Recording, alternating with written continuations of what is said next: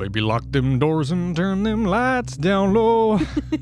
Turn them right back on, I think I saw a ghost. That becomes very relevant later. It does. It's called foreshadowing. Little did you know. Hello, my name is Fred Stewart. Welcome to Haunts, Graves, and Omens. With me, as always, my lovely co-host. Welcome. Hi, it's me. It's Taylor. What's up, dude? What's up? Up top. Oh. Jesus Christ. Right. I do my best. Yeah. It's not very good, but I do my best. You're certainly doing something. Now, Tay. Yes. I have a news story I want to talk about that has been on my feet a couple times. Okay. And it is insanity. Okay. Okay.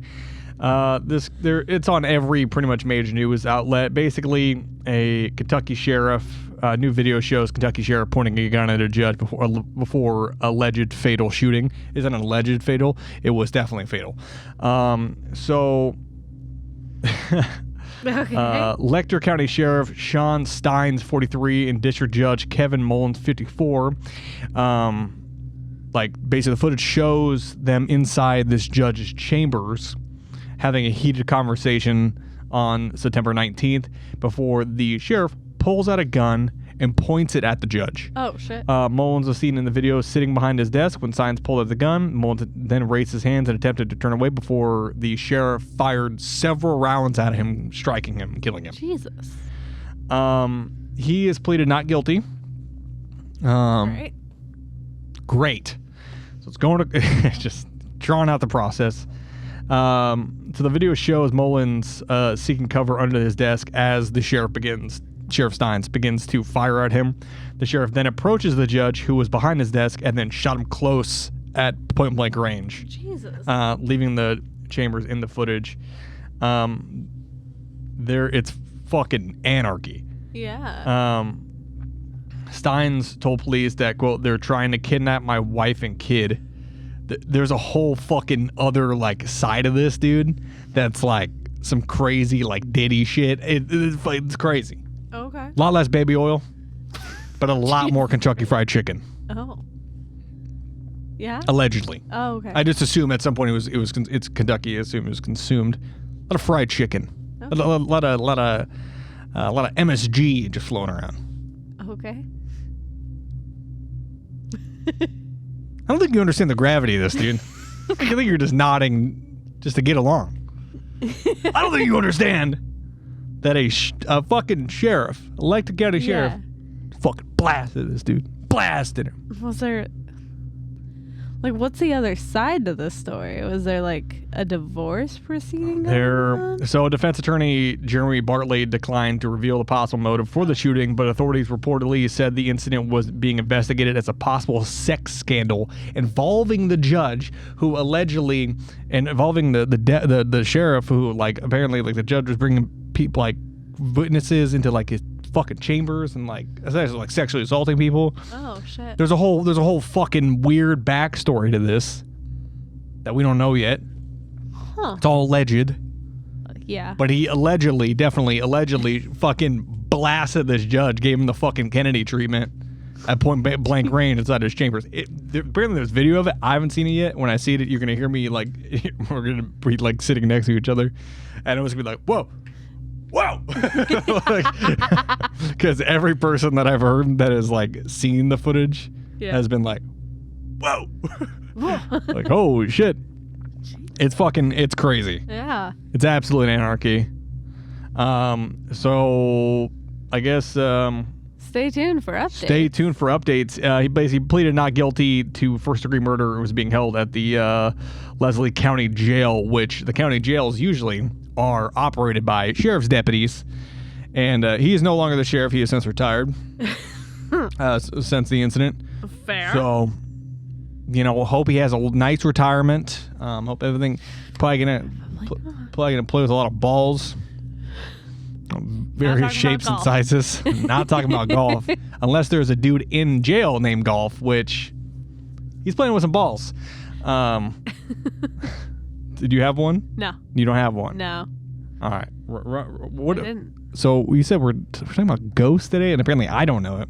which is I don't think you do. Which is fucking crazy. You might. Which is fucking crazy because I'm like the ghost guy. You know? You might. I'm the seasoned paranormal investigator. You are my young Padawan in the ghost field. Yeah. We don't say Padawan in the ghost field. It's fucking stupid, but you get it. You get what I mean. I don't. Young Padawan? Yeah. I don't think you know it. You might once we start talking about it, but I don't know it. I don't think you do. The name sound. Who are we talking about? Bill Vaile. The name sounds so familiar. This is a story from like the early 2000s. Is when all goes down. It's starting to like click in my head. Is it? No. No. I fucking knew it wasn't. Yeah, Listen, can I have a private conversation? Listen, I don't need you to hijack my fucking bits. All right. Okay. I'm being a real Marvin Heemeyer to my jokes right now. Okay. I'm not Granby, Colorado. My job. Okay, your job is not to. No, my job is to your hijack. No. You're there first. Taylor's going to hijack. No. And I want you to alert your local authorities. No. My joke, my thing. Your joke? My joke is to hijack your joke. Ah. So it works out. It's all about highbrow comedy here on Haunted Graves and Omens. It's fucking absurd. I like to steal your jokes. Yeah? Oftentimes, not meaning to. Yeah. There have been plenty of time. There has been times where I've told you a joke. Yeah. Like said something to you in a comedic way. Yeah. And then like, oh, that's really crazy. And then you've turned and said the exact same thing to me, expecting for me to laugh. And then I'm like, I just said that. And you're like, oh, yeah. Just like that. That's not me at all. We're talking about Bill Vaile. Bill Vaile. So, this is something I'm sure you can imagine because you've been in this situation so many times. But imagine leaving your job at NASA and moving into the water purification business, only for that decision to change your entire life. Well, naturally, because when I left NASA, it's like the NDA is over, so I can talk about it. But like the reason I don't want to do this I don't want to air out my business and like me on the pod. I don't want to be about me, but like the reason I left NASA is because they were like, hey, you gotta catalog all these moon rocks and like these asteroid debris and stuff like that, these comet debris and stuff that they had gotten. And I was like, yeah. And so instead of that, I shoved it up my ass. And they fired me for it, dude. Well, they didn't fire me. I left voluntarily with 1.5 pounds of moon rocks in my ass. And then you went into the water purification. Yeah, immediately after. Yeah, actually, that was my last day. I had put my 2 weeks in to go work in the water purification business. Yeah. Yeah. Well, that's so NASA, if you're hearing this and you think that I shoved moon rocks up my ass, no, I didn't. He absolutely didn't. Unless he did. But I fucking didn't. Allegedly. It's all been allegedly. So yeah, that's what happened to Bill Vaile.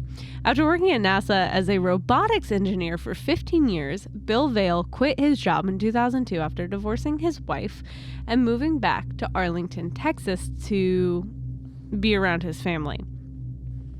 To have a fresh start in his life, he started working in his brother's water purification company. Isn't there another like section of NASA that's in Texas? I believe so. Why didn't he just move to that one? Well, maybe he was just like, he just, he said he like, he wanted you just wanted something different. You get it, you're making all this money, you're doing all this cool science stuff, and then sometimes you just gotta get a little wet. You gotta go into the water purification. Gotta get a little water purification business, get a little wet. Yeah, I get it. I get it. Me too. I enjoy being around damp things. And water makes things damp. Hand in hand. Technically, yes. That's why I like frogs. Visibly, physically, damp. Okay. When's the last time you've been around a frog? I don't want to get into this right now. I don't want to fun on the podcast. Let's just get back into Bill Vaile. It's been a minute since he's been around a frog. It's been a while. That's a secret I wasn't supposed to tell you guys. I'm a girly girl with a girly secret. So, just a few weeks after he joined his brother's water purification company, Bill had to take up a Saturday house call to make a good impression with his coworkers, obviously. Bill's work was to demonstrate the installation and usage of the company's water purification system in the customer's house. When he was about to leave for the customer's house, the dispatcher told him that the customer was adamant he reached her place at exactly 5 o'clock. Not a minute earlier, not a minute later. 5 o'clock on the dot. Listen, that's fine, but super kind of annoying. Yeah. Because, like, they show up, like, 15 minutes or, like, 10 minutes prior, 5 minutes prior. You're like, oh, they're early. It's nice. But you show exactly up at 5 o'clock? Yeah. No. I don't like it. They called and they were like, you have to be there at 5. You have to be here exactly Sooner, 5 o'clock, no otherwise later. I'll kill my entire fucking family. 5 o'clock only, which is a very weird thing. Yeah, well, because the hours of 4:45 and 4:59, they were just, I don't know, dude, they were just like fucking whacking it or something. Oh, you'll find out what they were doing. Shit. They were whacking it. So, Bill thought that also sounded very odd. However, he obliged. When he reached the customer's doorstep at exactly 5 o'clock, Bill was greeted by loud, terrifying screams, coupled with the voice of a woman chanting something nonsensical. Not a great start! Alabama, Arkansas, Minnesota, pineapple mayonnaise. Oh, the gopher hole is gonna be on fire with all this Mountain Dew. So, in the middle of her chants, she kept saying, "Go away," multiple times. Not sure what was going on. He did the most obviously white person thing and peeked through the slightly open door of the house. As he visually scanned, he saw 3 men kneeling down on the floor, forming a circle. A woman was walking around them with a book in her hands, chanting something that did not make any sense to him. Although a complete skeptic, the eeriness of the chants was starting to get into his head, and he decided to leave. He did not venture further.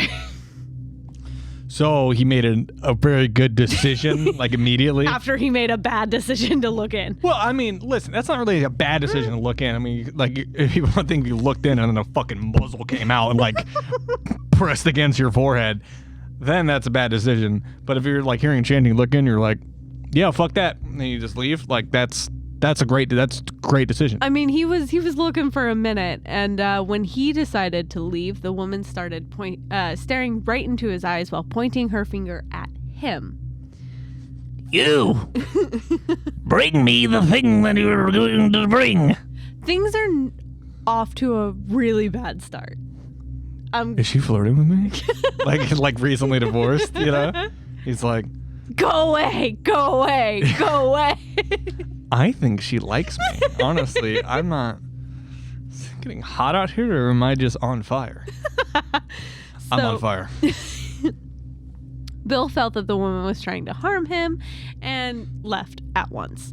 Once he was a safe distance away from the house, he called the dispatcher, told them about what had happened, and requested to not be sent to that house again.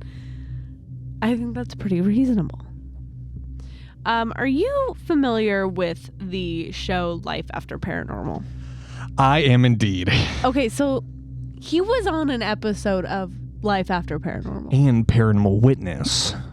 He was also on that, yeah. Because I looked it up. Because I was like, why is the name so familiar? It's because I was a religious watcher of Paranormal Witness. Is any of this jogging your memory at all? Vaguely. Did you see the picture of him? Yes. Did that help at all? No, but he looks like a man who like enjoys a nice soft cream cheese. You know, he's got not like a, oh, I'll lightly spread this onto my bagel, but like, go into the fridge and I'm get gonna put a schmear on it, like a true like New York bagel. I'm gonna put a schmear on it, like yeah. Like I'm thinking like the New York. He looks like it's thick. Well, he looks like the Thick guy. cream I'm not. Listen, I'm sure he's a very lovely, nice man. He just looks like he moans when he like spreads a bagel, or like anything that spreads like that. He's like, oh fuck yeah. Listen, I like a good schmear on my bagel. You heard it here first. Taylor likes to schmear on her bagels. You're fucking disgusting for that. Do you understand that? Listen, people watch this show, okay? And you're over here talking about smearing all over your bagels. It's fucking disgusting. Actually, it was really funny. After all that Thai food and that spicy food, dude, I almost fucking smeared myself. It was a rough 24 hours. I was like, am I sick? And then I was like, oh no, I've just eaten garbage. Yeah, I've just eaten just the hottest foods. I woke up that morning, had had a ghost pepper fucking chicken nuggets. Chase that with the hottest Thai food I could possibly get. Of course. And then I was like, why does my stomach hurt? Because I'm just gonna fucking smear all over these fucking britches of mine, dude. All right. So this is a quote from Bill from the show Life After Paranormal. Oh man. If you would like to. Oh, yes, I wanna. This entire thing? We are to there. So a couple paragraphs. Oh, okay. And is he from Texas? So should I have think a he is Texas accent? I think he's Texan. I wanted to do a presentation on a Sunday morning and heard the yelling come from inside the home. As soon as I started up the walkway, I heard this woman yelling, "Leave these people in the name of Jesus Christ," and variations of words to the same effect. I had no idea what was going on. I don't want to turn to Steve Austin and ring the doorbell. What? And knocked on the door. What?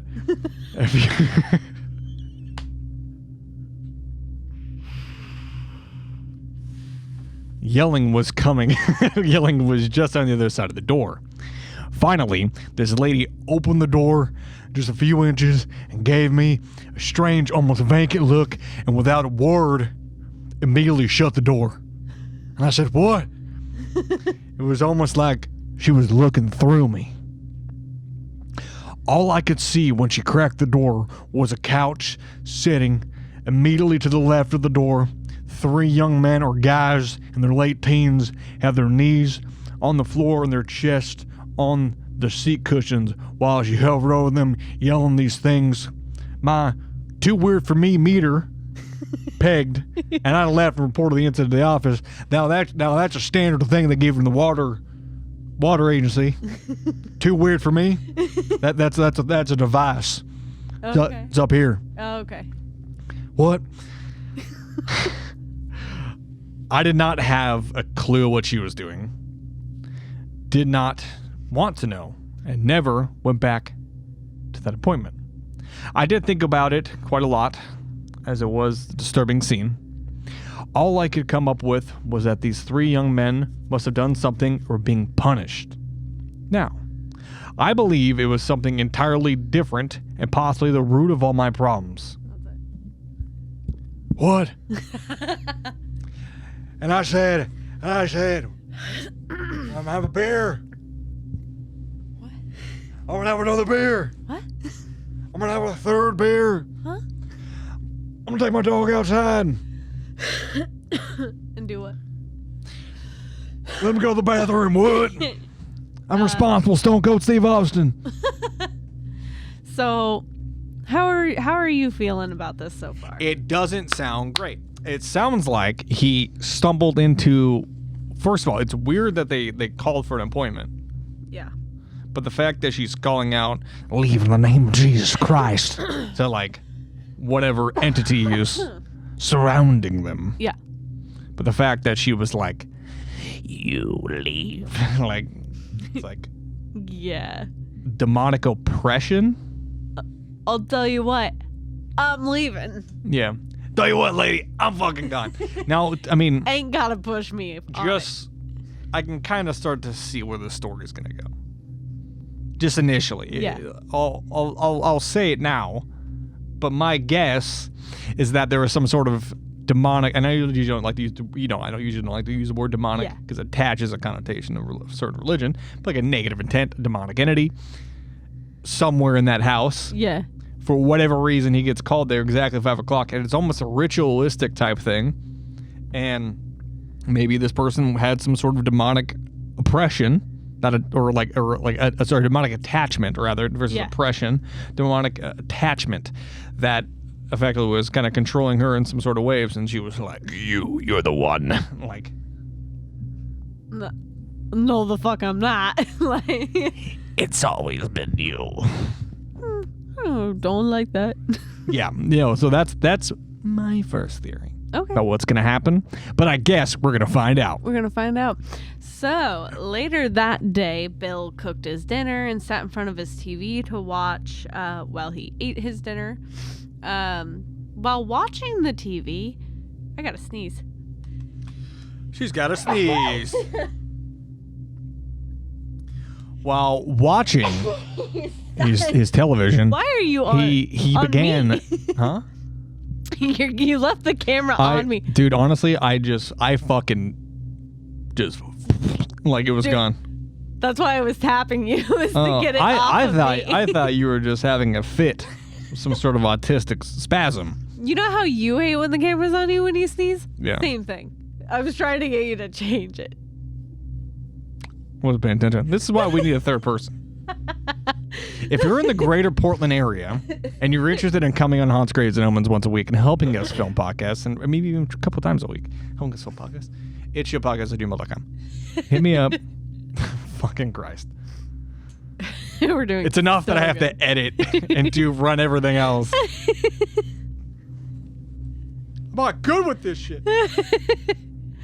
So while watching the TV, he noticed something dart across the room in his peripheral. Bill assumed that it was a rodent that had infiltrated the house. So he scanned the entire house hoping to find it, but his efforts ended in vain. Since it was already late, Bill decided to check again the next day and went to sleep. His sleep, however, didn't last very long. Surprise! Is anyone surprised? No. Spirit, are you surprised?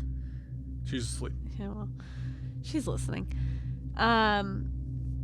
He was woken up by the sensation of something running over his foot.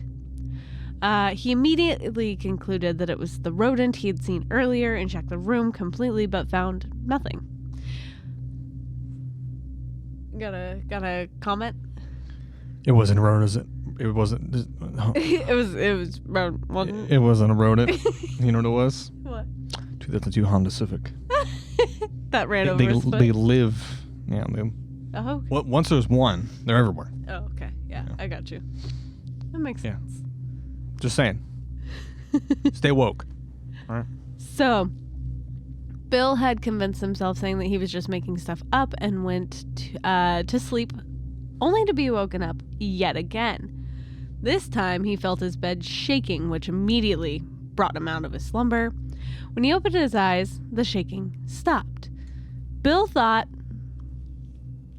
obviously, as any rational person does, that it was an earthquake. However, all the other objects in the room were exactly where they were placed. So, probably not an earthquake. Probably not. But I get why that was his first thought. I mean, yeah. I mean, that's a logical, like, an initial, like, thing. You wake up and you're like, earthquake? Have you experienced an earthquake? I have not. Okay, that was weird. That was a weird thing. That was a weird thing to do. I have. Pretty proud of yourself? Yeah. No, we're not doing that again. I have. And it is a very strange sensation. Yeah. You know what, dude? I just about had it. I'm listening. I just about had it with your bits. All right. I'm listening. You think you're a big funny guy? Yeah. All right. Let's slide.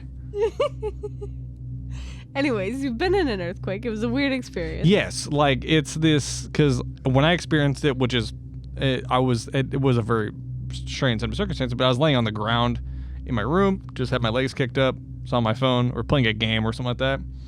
And I mean, I'm sure a lot of people like Southern California and or California and all stuff who experience earthquakes a lot. It's very common, but it's just this very almost unnatural, just yeah, and that initially, I mean, it could have been like a little microquake or something. It could have been like an aftershock that just hit. Right. But in Texas, I don't know about that. I've been in the earthquake simulators. That's fucking OMSI. Yeah. Yeah, not the same. No? Are they accurate at all?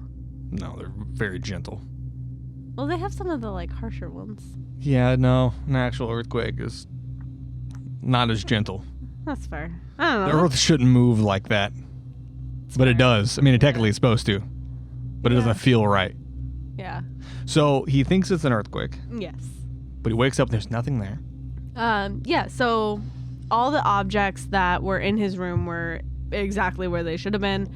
And as we have already established, he is a skeptic right now at heart. So Bill tried to find a rational explanation for this, but he couldn't. As Bill kept surfing on the internet, searching for any nearby events that could have caused the shaking, his internet connection stopped working. So, since he was not able to troubleshoot the issue himself, he called the service provider. While speaking to the executive, he suddenly heard a static sound which interrupted his conversation with the executive. Nonsensical chatters and a demonic voice followed this static. Bill was creeped out hearing this voice and immediately cut the call. A few moments later, the executive called him again to inform him that the internet connection was all sorted out. When Bill had asked the executive if he had also heard this static, he confirmed that he had also heard it and apologized to him for the fault being on his side. After searching on the internet for a rational explanation for quite a long time, Bill gave up and went back to bed. Fair. So, there's some fucky-wucky shit happening. Immediately. It's getting a little fucky-wucky. Immediately. Yeah. He goes to his place, he sees what sounds like maybe an exorcism, goes home, and shit is happening. Yeah, that's, you don't like to take work home with you. Nobody does. Especially when work brings you demons. But when life gives you demons... Make demonade. I was going to say try not to kill your family, but that's... Demonade's cool. What flavor's demonade? Red. That's not okay.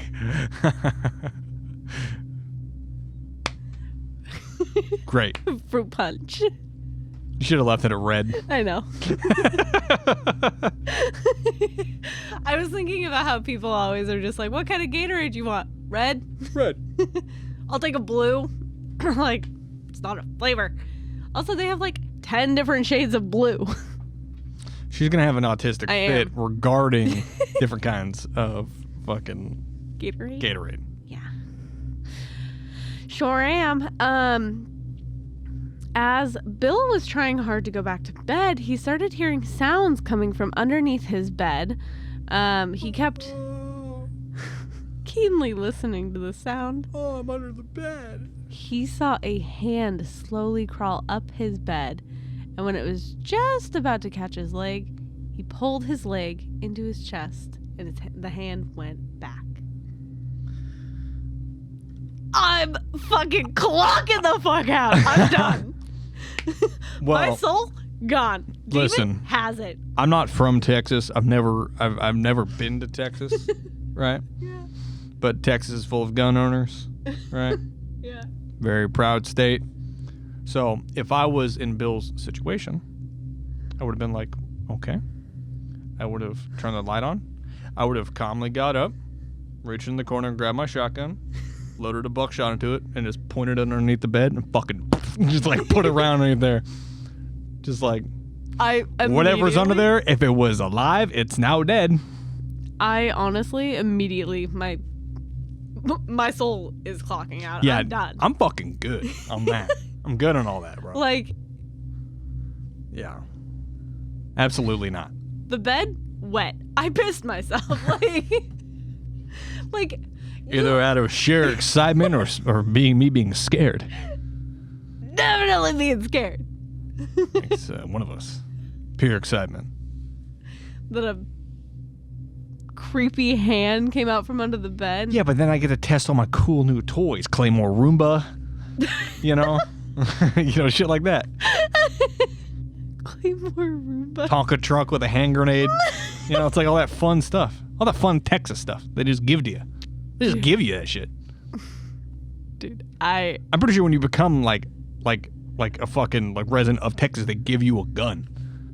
I don't think so. I don't know. I think if you Prove me wrong, Texas. Bill, obviously, spent the rest of the night in fear in a fetal position. Because Naturally. honestly, don't blame him for that one. No, not at all. The next day, Bill did his best not to say to anybody about the weird events in his home, as he felt people would not believe him. So he returned home later than usual and left the lights turned on for the night. As he kept watching TV in the well-illuminated house, the lights turned off by themselves. Yeah, dude, honestly, fuck that. I'm checking out. I'm going to a hotel. Yeah. Petrified by this, Bill ran into the closet to retrieve his flashlight. While in the closet, Bill started hearing the boxes on the topmost rack of the closet slamming. With every minute he stayed inside the closet, the slamming grew more intense. Bill understood that whatever was in the closet did not like him being there. They said, "Get the fuck out." He was like, "You know what? I'm getting the fuck out." I don't like when ghosts peer pressure people come out of the closet. Honestly, I don't think that's appropriate in today's culture. I mean, I get it. It was like 2010s, but... It was before that. Like, come on, man. Why are ghosts pressuring people to come out of the closet? I don't think that's appropriate. That's fair. We got some more quotes from Bill for Life After Paranormal. Quote, "Many have heard these voices. There are actually 2 different voices that come through on the phones. Okay. So, one is immediately and without question recognized as evil. It speaks in a very malevolent and threatening voice and in a language I've never heard. I've always believed that it was an ancient or dead language, such as Sumerian. Nonetheless, a threat is universally understood no matter the language." He's right. It's true. All I can say is that it is definitely something communicating, or it's definitely communicating something because of the voice inflections, tonality, and syntax. It has a definite sentence structure and flow and is very easy to hear. No different than speaking to anybody else on the phone. So it's coming through clear. We've been trying to reach him, but your car's extended warranty. I don't like that. What, that voice or just Well, that? just the concept of like being on the phone and hearing that come through. What are you wearing? My Adam Sandler outfit. You dress up like Adam Sandler before you go to bed. Yes, and my big baggy shorts and my big baggy tee. So you're just depressed? No, I'm cosplaying Adam Sandler. Are you wearing the goatee? The goatee? Like the little, 5 o'clock shadow thing? No. Then you're not cosplaying, you're just depressed. Give me your best Adam Sandler voice right now. Hey, yo, I'm Adam Sandler. Oh my god, Adam Sandler, I love you. I love Happy Gilmore. Adam, if I possessed you, will you let me do a movie with you? Yeah. Oh, fuck yeah.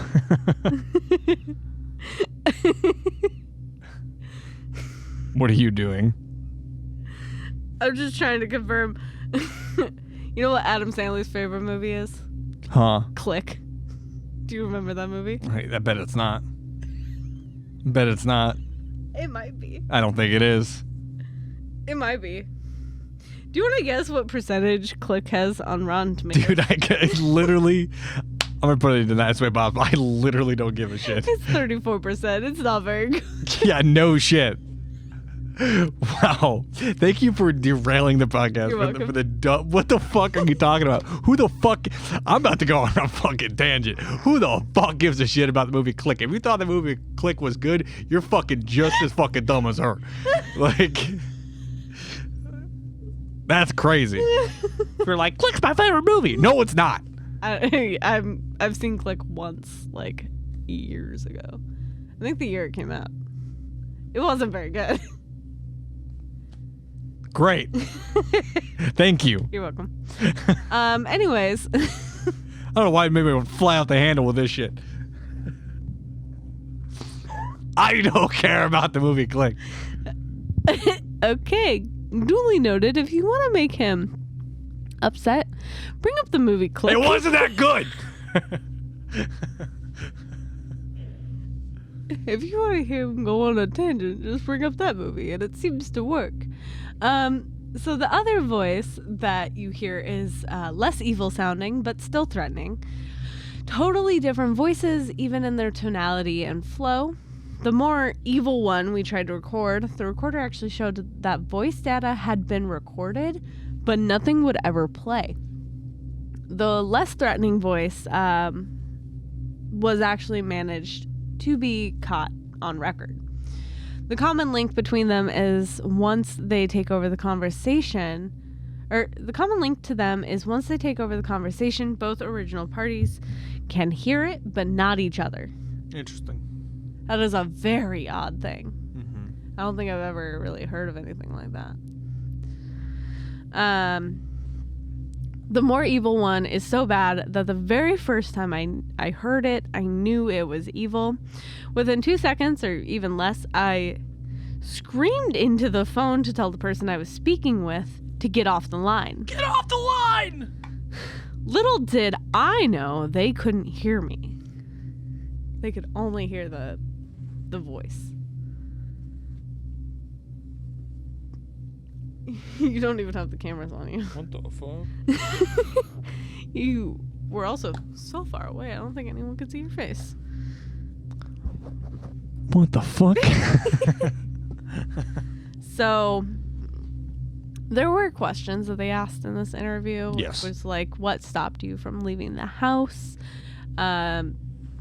Like, when items began, quote unquote, floating. Spoiler alert? I mean, weird shit is happening. Well, yeah. But I feel like floating is kind of a big step.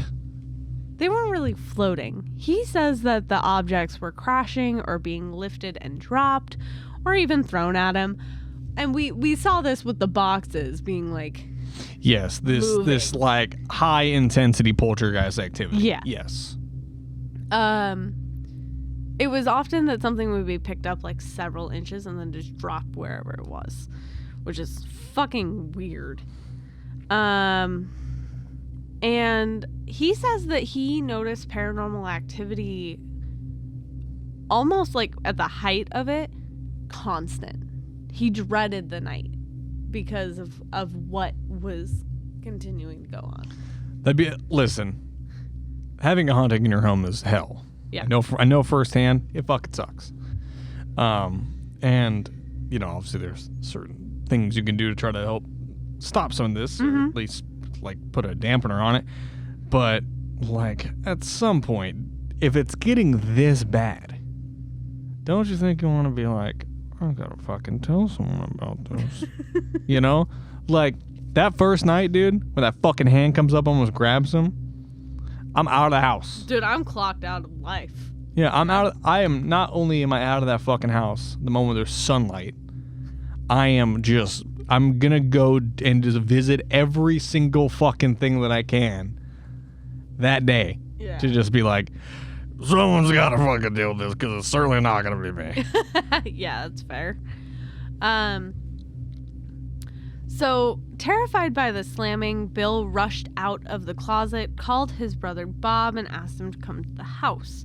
When Bob arrived, Bill asked him to go to the closet without saying anything.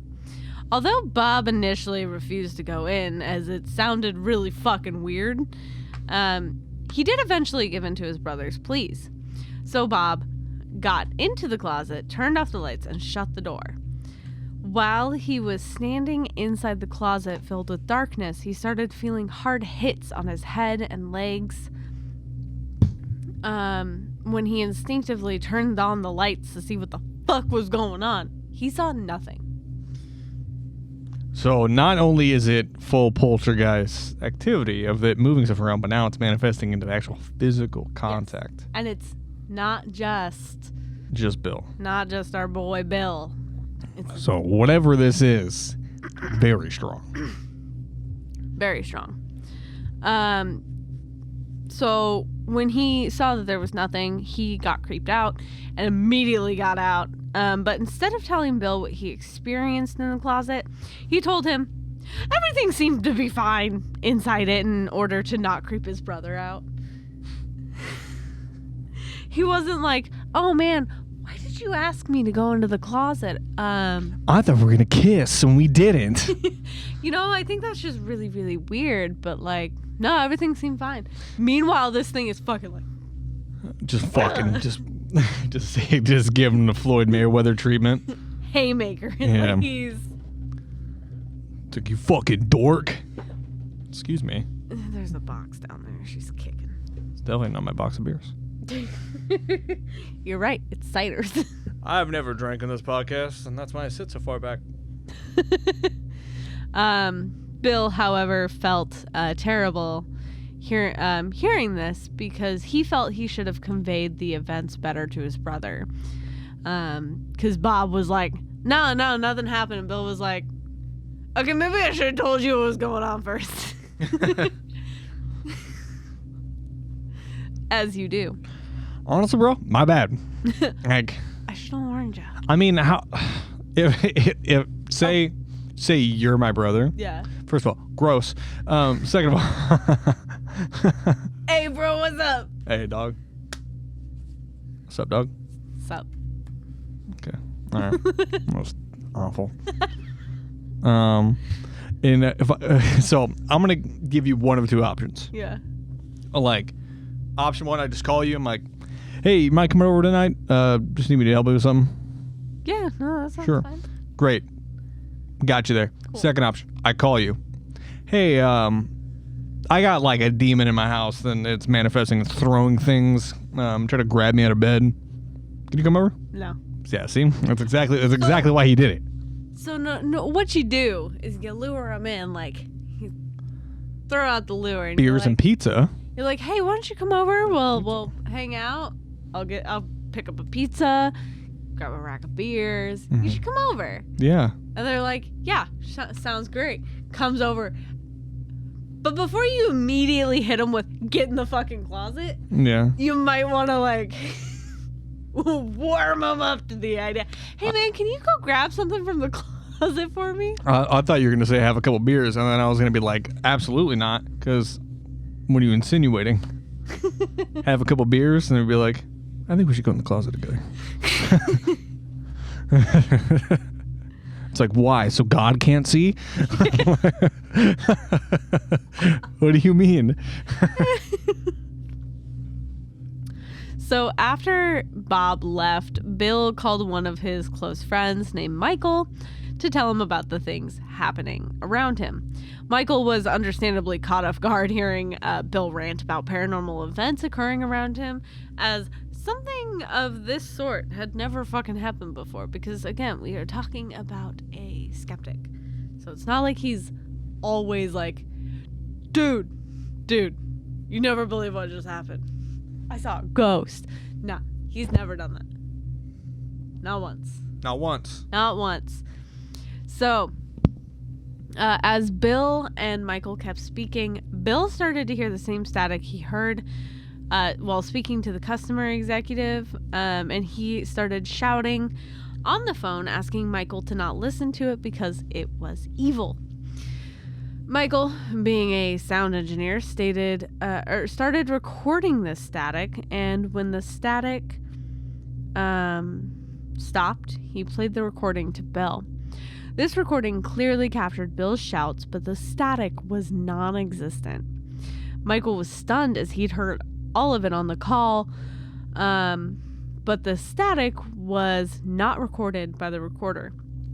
Michael asked Bill to stay safe, cut the call. Yeah, so I'm going to pull my Ghost Hunter cap on. Yeah. It's actually sitting over there. I should go grab it. Okay, there's nothing there. Let's not do this. Here you go. Those are Zins because I have a nicotine addiction. So let's look at this from like a ghost hunting perspective because I'd like to kind of narrow down activity, right? Yeah. So he goes and he visits a house where there's some strange, almost ritualistic like thing happening. Yes. He immediately begins to experience phenomena in the form of a shaking bed. It's almost poltergeist. It's literally poltergeist behavior immediately, right? Same night. Then he experiences a full-bodied apparition or manifestation of a hand coming up trying to grab him. Same night. And then he begins to experience constant paranormal activity where things are being moved in front of him. Yeah. Lights are being turned on and off with this like electromagnetic fields that are causing his phones to like the calls getting the static and he's hearing voices and stuff like that. Yeah. It's not fucking great. Yeah. So initially, like with all this, like some of it, like because as much as I am a believer in ghosts, yeah, like you have to look at it from, like I said, a more scientific kind of point of view with certain things, like the bed shaking. Like, yeah, you thought maybe it was an earthquake. Was it an earthquake? But the constant phenomena happening around him, you know what it sounds like? Demonic oppression. Yeah. You look at case after case of this sort of like attachment, and attachment, usually the person will be possessed and there's like the phenomena happens around them. He doesn't necessarily seem like he's being possessed. It seems like it's just attacking him. Yeah, it's kind of just existing around him Menacingly. menacingly. Yeah. Like, it almost feels like whatever is going on at the customer's house, like he kind of like was like, what the fuck are you doing? And the fucking entity was like, yep. Latches onto him. We're going home? I hope your place is nice. Yeah. That's what it's, I mean, just from an outside perspective looking in, it sounds like demonic oppression. Yeah, it definitely sounds like whatever it was just was like, let's go home, buddy. Worst pet adoption ever. Like there's the what is it, like the cat distribution system, the dog distribution system, and the demon distribution system is not good. No, that's a system that you don't want. Bill found that system very fast. Yeah, did not like it happens. Did not like the distribution that he got. Mm-hmm. It's not a good one. But it's interesting that as someone who's a non-believer, it attaches to him in such an intense way. Right. I wonder why. I don't know. So, scared to be alone in the house, Bill invited Bob back over and his wife to come stay for dinner the next day. During dinner, Bill was sitting on the chair in front of the TV, and Bob and his wife sat on the couch. As they were watching TV, Bill saw something dart across the room in his peripheral vision that made him get out of the chair and chase it. Bob and his wife were confused by Bill's behavior, obviously, and asked the reason behind it. Without saying anything, Bill asked Bob to sit on the chair he was sitting in previously and focus on his peripheral. When Bob did what Bill asked him to do, he got up from the chair, startled. When Bill asked him what he saw, he confessed to seeing a 5-foot-tall bipedal creature running across the room. To make sure he was not making this stuff up, he also asked the wife to do the same thing, and she also confirmed seeing this creature. Unnerved by this, the couple asked Bill to come over to the house for a few days, but Bill refused as he did not want to give up on his house. Although disturbed, Bill felt relieved that he was not the only one seeing these strange things in the home. How's that make you feel? Clearly, whatever this is, Yeah. like I said, I keep saying again and again, it is very, very strong, and it is very, very pissed. Yeah. And Again, I'm clocking out of life. If I see that, I'm done. I don't know about that. I don't know if that's advised with this thing hanging around. Yeah, fair.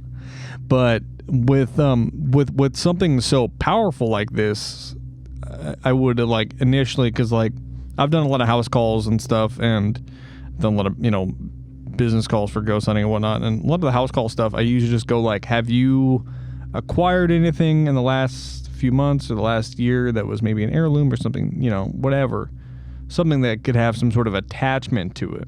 Yeah. But he didn't fucking take anything. He doesn't have anything. Yeah.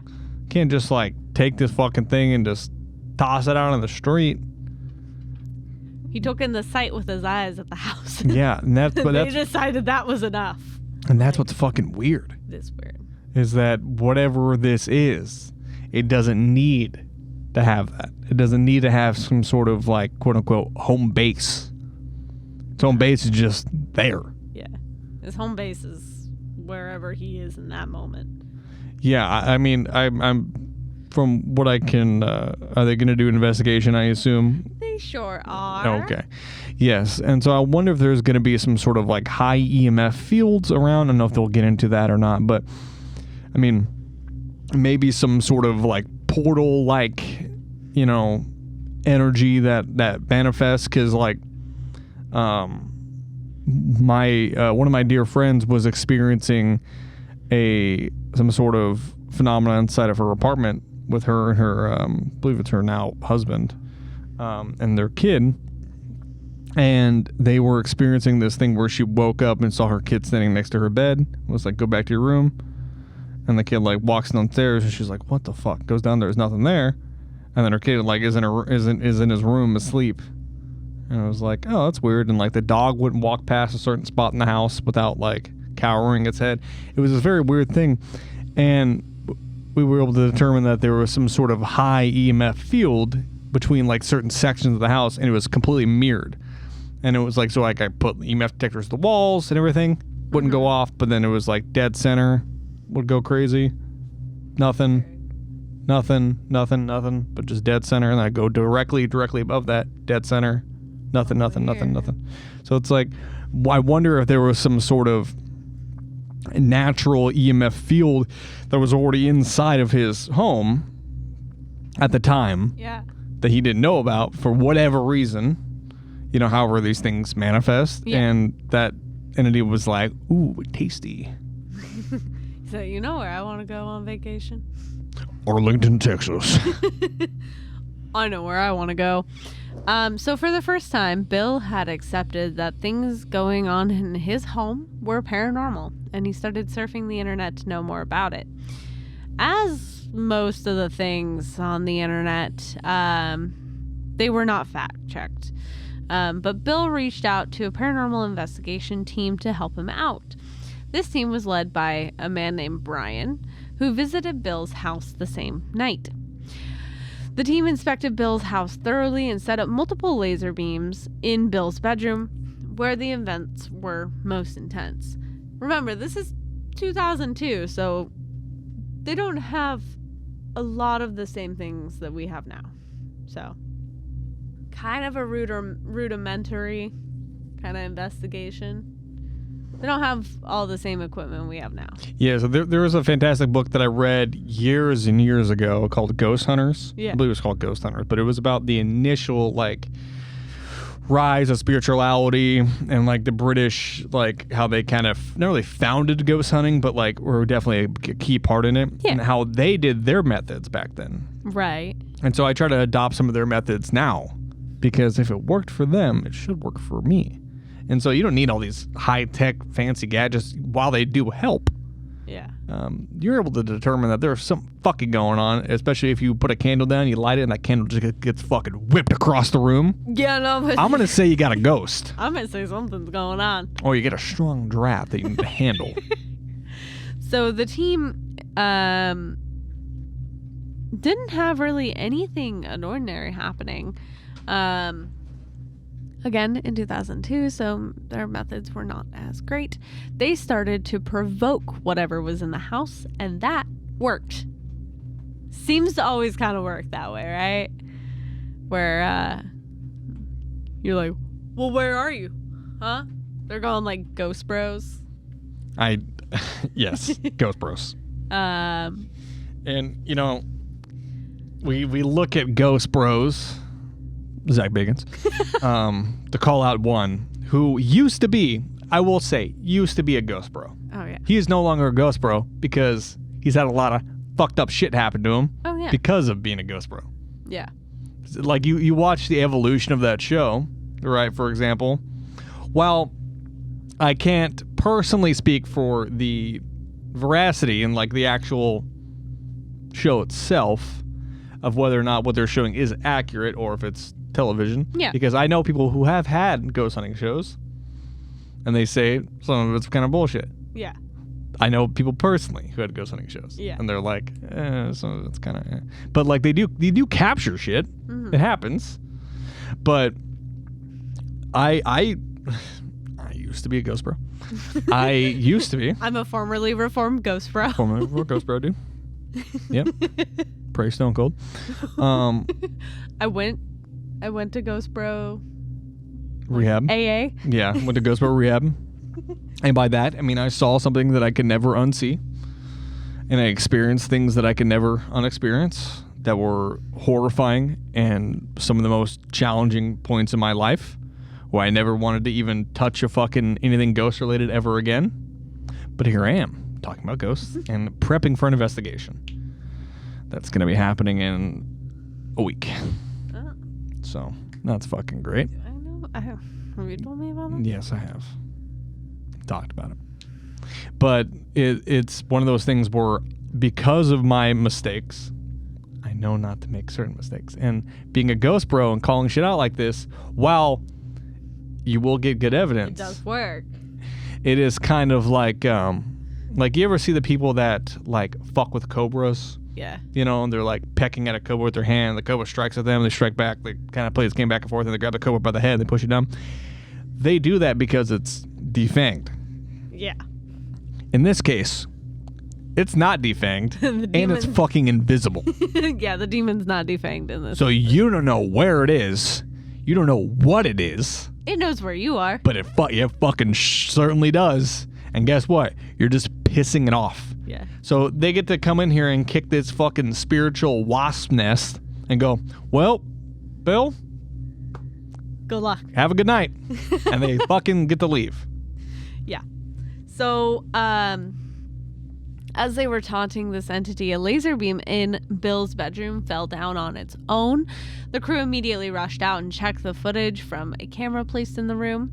The footage showed a mist forming in the room, and when members started taunting it, it started forming a mist when members were taunting, but the members swore that they did not see anything. When they cranked up the volume of footage, the team noticed a demonic voice say, "Put it back," and he is coming. Great. Feeling that they had enough evidence, the team packed up their stuff and left the house. But Brian requested Bill not to stay in the home anymore as he felt that something evil was occupying the home. Are we shocked? No. So Bill says on the video, a quote from Bill says that, quote, "I believe it says they're coming, put it back on." Then you hear one of the investigators say, oh, something just fell in the bedroom. The voice on this recording sounded nothing like the voices on the phone. Not threatening sounding at all, very soft, almost monotone, even possibly feminine. Very early on, a different team obtained some recordings of what might have been the voice on the phone, but in English. It had the same evil, growling voice and malevolent tone. This voice had used some very foul language, and the last recording we obtained when winding down the investigation was "Winner, ha ha." For some reason, all the other voices sounded human, but the entities we observed were non-human. Listen, when a demon is like, "I fucking won," Yeah. I don't like that. I fucking read that and I was like, ugh. Yeah, I don't like that. It's not great. No. They were like, "What happens if we poke this sleeping bear with a stick?" Listen, 18 times. I have talked about it ad nauseum on this podcast Yeah. for almost the 3 years that we've done this. Yeah. Right? As someone who has made these mistakes, and as someone who has investigated the strange and unusual for almost 15 years at this point, which, believe me, makes me nauseous because I keep saying a decade, but then I realize how old I am. There are, I don't want to use a Zach Bagans line, but there are things in this world that we will never fully understand. You may want answers, right? Yeah. There are ways to acquire those answers. I shouldn't say safely, because it's not safe. In fact, it's highly ill-advised. So if you're interested in ghosts, go do a ghost tour. Yeah. Like, go have fun. If you're like, I don't care what is going to happen to me, I just want to know what the fuck is happening. Yeah. Contact your local team. Go on an investigation with them. Experience at your investigation. But for the love of fucking God, when you're having shit like this happen, and the investigators are leaving because it's getting too bad, it's time to talk to somebody else. Yeah. So that night, Bill left all the lights on, played upbeat music, and tucked himself up on his bed. As he listened to the music, he heard what sounded like a truck smashing into the side of his home. Bill jumped out of bed and ran out of his house to see the damage his property had sustained, but to his surprise, there was no truck and everything was intact. Which, I've experienced something like that before. The, like, very loud noise of, like, inhuman strength hitting something. Yes. And I almost clocked out of life right then. Like, I can't imagine hearing what sounds like a truck hitting your house and then nothing being there. Like, I don't like it. I don't like it. I don't like it at all. As he stepped back into his house confused, he heard the same sound coming from the dining room. And this room is where he saw the creature dart through earlier. He rushed into the dining room to see what was causing the sound, but he found everything in place as if nothing had happened. Before he could gather himself, he heard the car alarm go off outside the home. So, there is a lot happening very quickly. Yes. I'm going to say it's probably because they pissed him off. Pretty much. That's my guess. At this point, Bill understood that the creature in his house was messing with him and decided to confront it. He started screaming at the top of his lungs, asking the creature to show itself, and he started to hear a crashing sound in his bedroom. He ran into his bedroom to fight this thing, saw nothing. Similar to the dining room, all the things were intact, but unlike the previous time, the crashing did not stop when he entered the room, and the deafening sound continued. The loudness of the sound kept increasing as Bill knelt down on the floor, covering his ears. When the sound finally stopped, Bill got back on his bed and decided to sleep. How this man has decided he's gonna sleep after all this, I don't know. Because I know I sure as fuck would not be able to sleep. I don't know about you, but... So as he was lying on his bed trying to sleep, he saw a 6-foot tall figure come out of his bed. It stood near the foot of the bed, staring at him, and after a few minutes, it crawled on his bed until its face was right in front of his. I don't like it. I don't like any of this. And yet I chose the story and I'm reading it. It's giving me the heebie-jeebies. Dude, it's giving me the chills. Yeah, just real. this thing like it's fucking just climbing on top of him, like this far away from his face. and the demon gets like super close to him and he's just like, what are we? Are we about to kiss right now? Are we about to kiss right now? And the demon's like just, all the activity disappears. Sorry, I'm not looking for anything serious. I'm just trying to possess someone. I'm looking for something serious, so. Without breaking eye contact, the figure opened its mouth to reveal its huge tooth, one singular tooth, grunted loudly, and disappeared. The next morning, Bill woke up with deep scratches on his chest and his back, and things moved from bad to worse as the creature became more violent.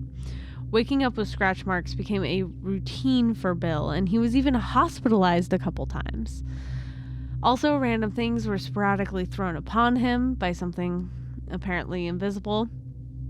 Bill felt as if he was never alone in the house and constantly saw shadow figures and apparitions darting across him.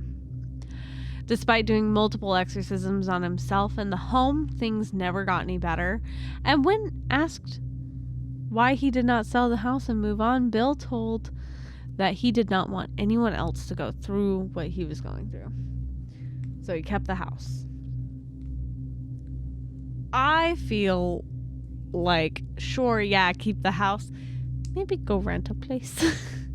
But what if it just follows him to the next place? That's fair. Because he doesn't know if it will. So this is a quote from Bill about the creature that crawled over him. I can describe it in perfect detail. It was just under 6 feet tall, medium build, and was definitely the body of a man. It was wearing a fedora hat and either a duster or a trench coat. It was totally devoid of any light reflection, totally black. I don't like the idea that it's a man wearing a hat, because we've talked about this before. And then it all ties back in, doesn't it? That the Hat Man reappears. And it makes a lot of sense why there is so much activity, energy. Mm-hmm. Considering what the Hat Man... High level. Yes, high level. And whether this is something else appearing as a man in a hat is possible. Don't know. Like a large bird? No. Oh. I was thinking like using the word demon, even though that's like a high level negative. Yeah. Kind of demonic entity, kind of manifesting as a man in a hat. Yes. But being possibly even more intense than a man in the hat. And people may wonder why I don't necessarily use the word like demon or angel and things like that. Because looking at the phenomena as a whole, every single religion, sect, whatever, has some sort of positive, negative, like beings, right? And while I don't know what they are, we attach them generally to demons and angels due to popular folklore, things like that, especially within the States, Christian-based things like that. But this, whatever this is clearly not very nice. No. Very pissed. Very pissed. So, quote, I went to bed one night and almost immediately the covers were pulled from me.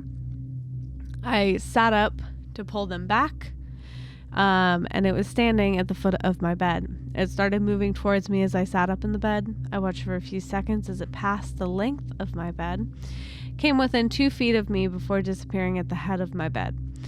I have obviously experienced many terror-filled times, but as far as pure terror, this might have been the worst.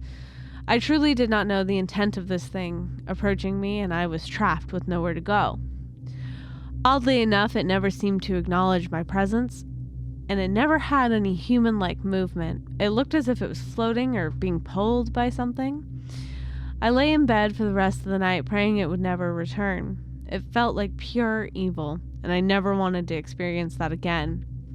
I do not mind admitting that it scared me right down to my soul. Later, we actually caught a video of a black mass in that same location.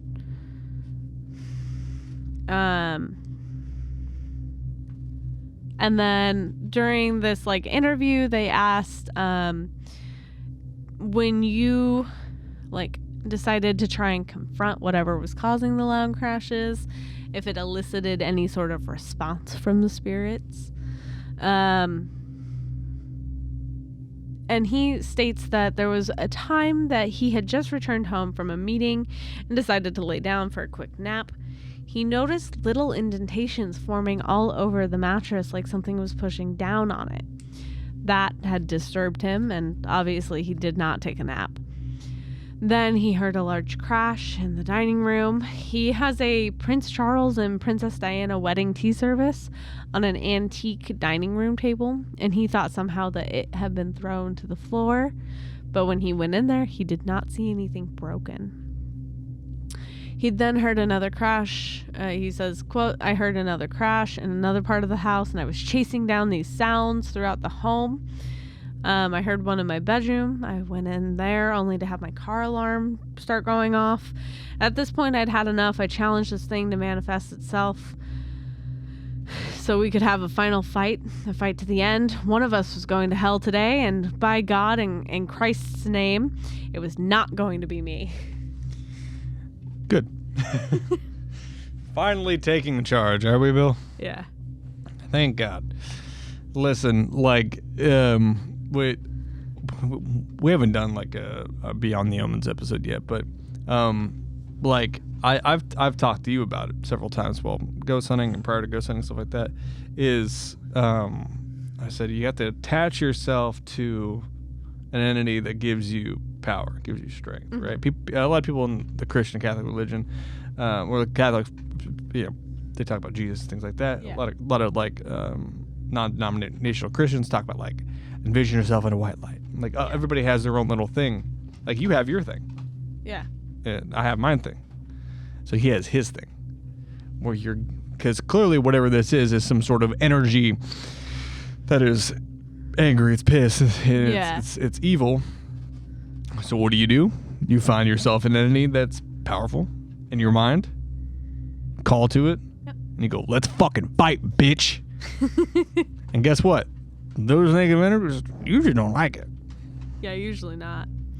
So he states that he followed the crashing sounds around the house and kept repeating, I am not afraid of you anymore. It ends today. You or I are going to hell today, so manifest yourself and let's have a fair fight.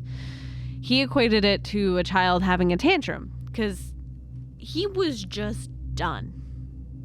He was pissed. He was tired of it.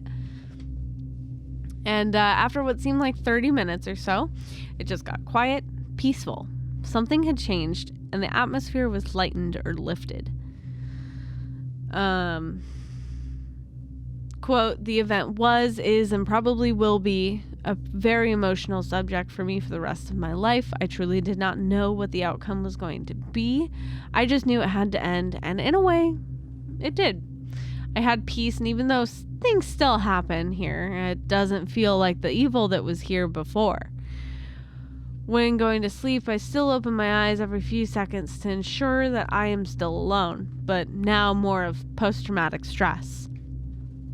When I visit out-of-town relatives, I do not do that, and I do not hear noises in their home.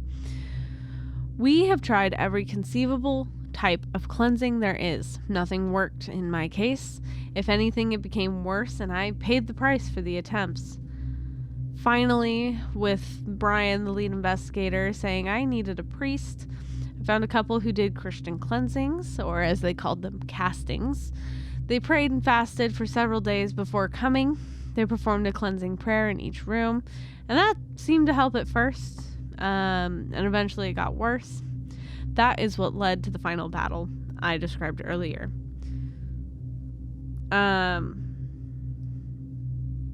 He says that, things still kind of happen, but not nearly as much as they used to.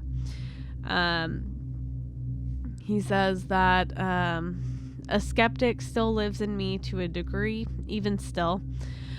I've never felt anything when I've left the house. Like I said earlier, if I visit family out of town and then I rested well,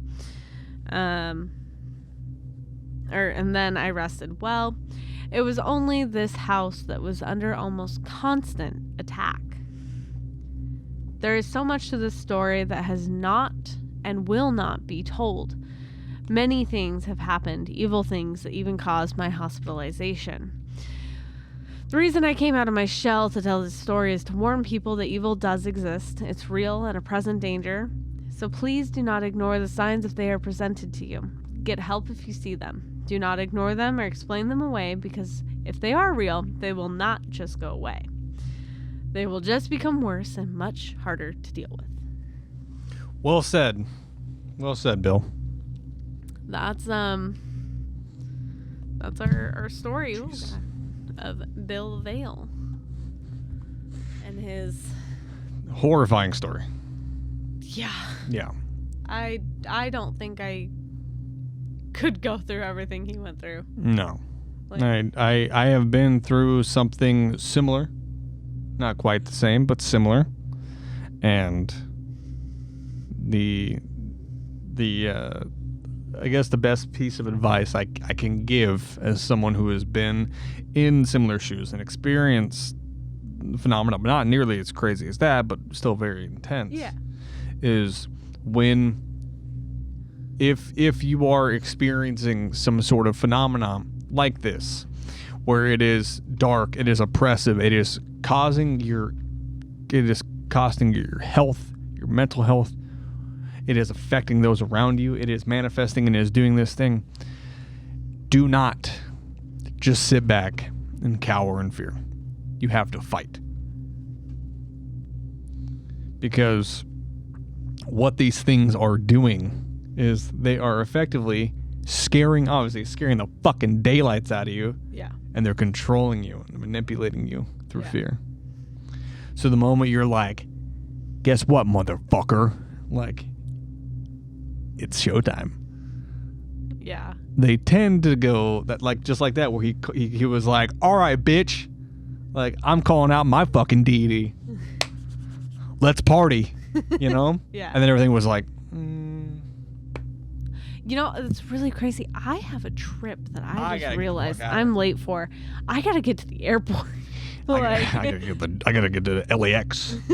Closest thing you can get to as a demon. They're like, it's crazy. Last minute flight that I gotta go take. See ya.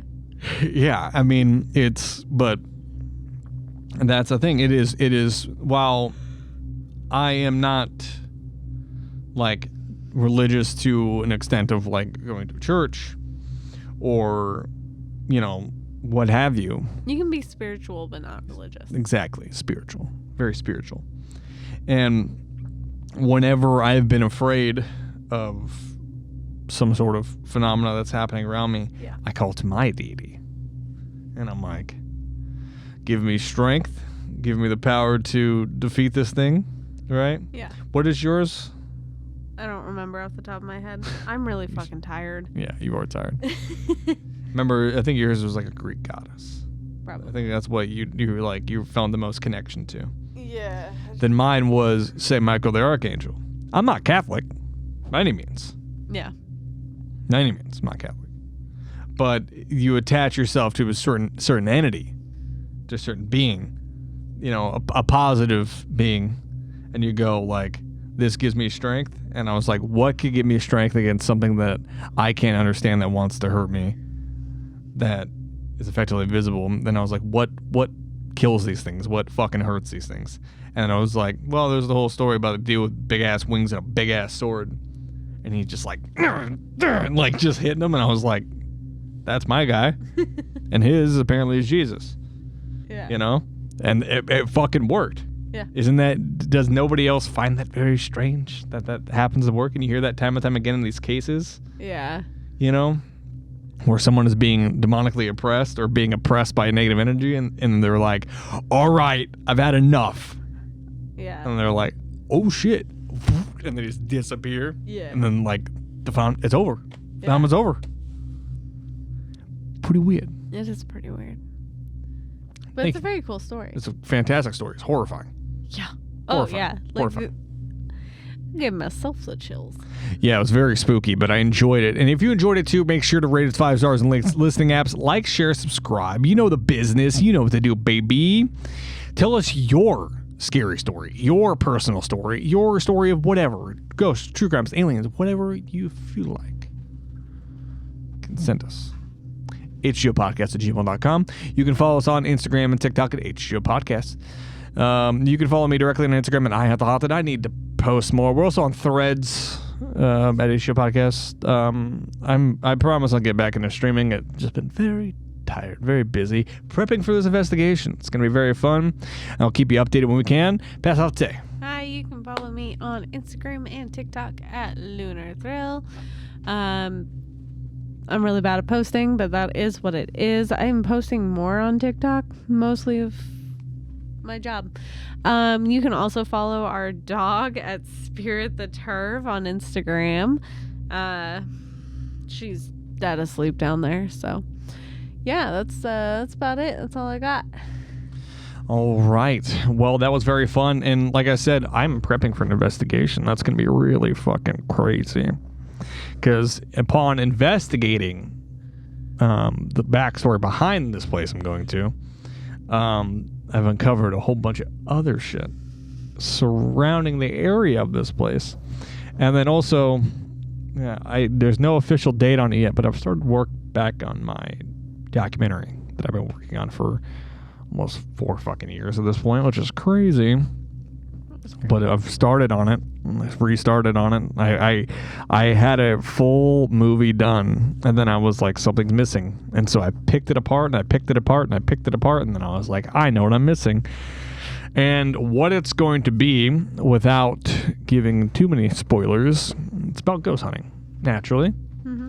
And there's kind of an underlying theme that I've noticed with a lot of these cases. But when it comes out, you'll be the first to know. But remember to stay spooky. Stay haunted. And when evil begins to fight, remember, you have to fight back.